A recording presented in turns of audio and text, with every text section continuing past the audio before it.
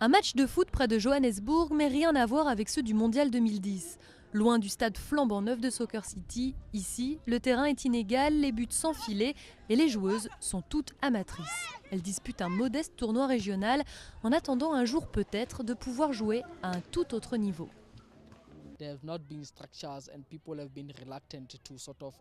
Il n'y avait pas de structure ici et les gens rechignaient à aider le foot féminin. Il n'y en avait que pour les clubs importants et pour le championnat masculin. Mais de plus en plus, le football féminin prend sa place et les gens s'y intéressent. Il y a 2 ans, des sponsors ont commencé enfin à financer 2 championnats régionaux qui ont permis d'alimenter l'équipe sud-africaine de football féminin en bonnes joueuses. Et il y a désormais l'espoir que la fièvre qui a entouré les Bafana Bafana pendant la Coupe du Monde profite à leurs homologues femmes, les Banyana Banyana. Il y a plein d'endroits dans le pays où, grâce à la Coupe du Monde, grâce aux subventions de la fédération, on va pouvoir voir des structures se développer. Pas juste voir des nouvelles joueuses arriver, mais aussi des coachs, des arbitres, des administrateurs. Et pour les filles, avoir le championnat féminin juste après la Coupe du Monde, ça va forcément leur apporter beaucoup.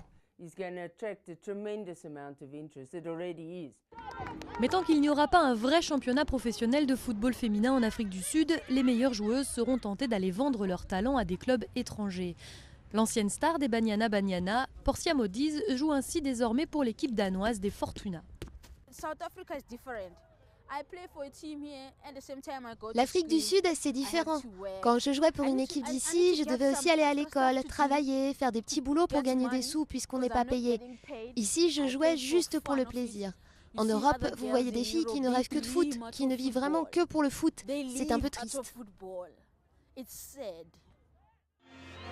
Pour qu'un jour les joueuses comme Portia ne soient plus contraintes de s'exiler, les Banyana Banyana vont déjà tenter de se qualifier pour leur toute première Coupe du Monde qui aura lieu l'an prochain en Allemagne. Si elles y parviennent, la lune de miel entre l'Afrique du Sud et le football pourrait bien continuer au-delà de 2010.